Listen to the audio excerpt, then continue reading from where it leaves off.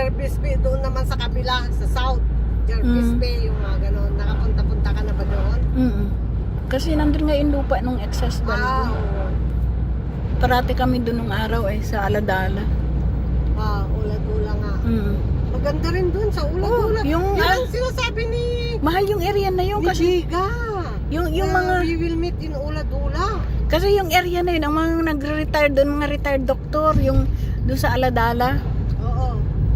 Yan. Yung sinasabi ni Kid. Ay, Kid. Bangkasya Group.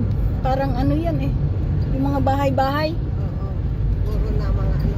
Yan yung sinasabi niya, no, na we Nino? will meet somewhere there. Nandun yung lupa ng ex-husband ko nga na yung malapit sa beach, walking distance lang sa beach yun Kapisti. Kapisti siya. Mormo Culture Center. 80 km per hour. Pero Ilan? hindi na rin din umano